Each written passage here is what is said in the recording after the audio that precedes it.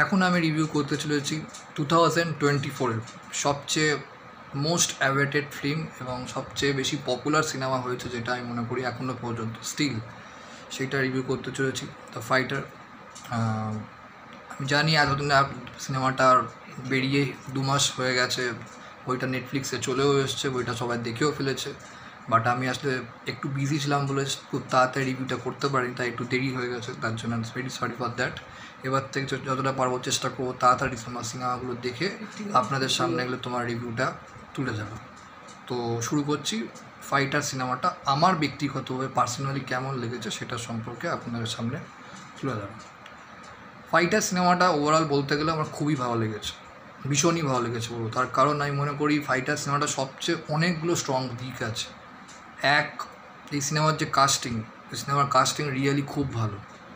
এখানে যাদের যাদের কাস্ট করা হয়েছে তারা প্রত্যেকে ভালো কাজ করেছে, এবং যে যার ডিপার্টমেন্টে যতটুকুনি স্ক্রিন টাইম পেয়েছে, স্ক্রিন স্পেস পেয়েছে, তারা সব খুব ভালো কাজ করেছে।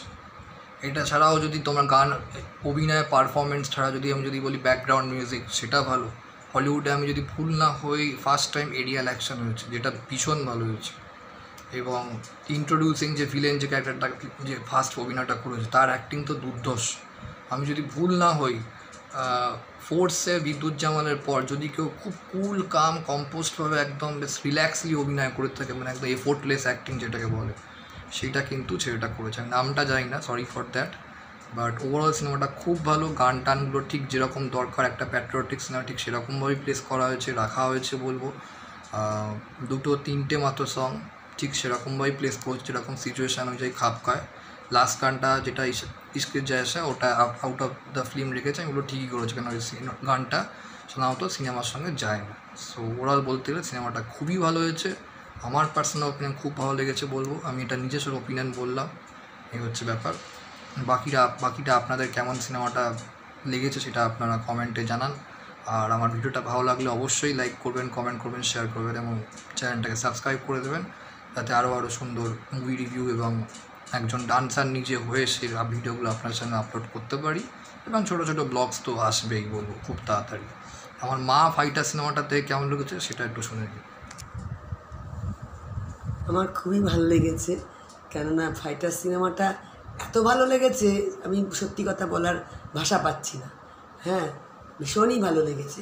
এবং ঋত্বিক রোশন আমার খুবই ফেভারিট আর্টিস্ট, এবং ঋত্বিক রোশনের অভিনয় দুর্দান্ত লেগেছে।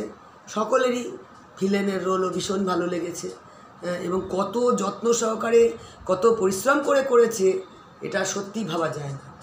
এইগুলো সকলকে ভাবতে হবে যে কতটা পরিশ্রম বা কতটা চেষ্টা করেন ওনারা, হিরো হিরোইনরা, যে বইটাকে সুন্দর করে তোলবার, সেটা একটু ভাবতে হবে, পাবলিককে সেটা ভাবতে হবে যে এরা কতটা সুন্দর করে চেষ্টা করছে।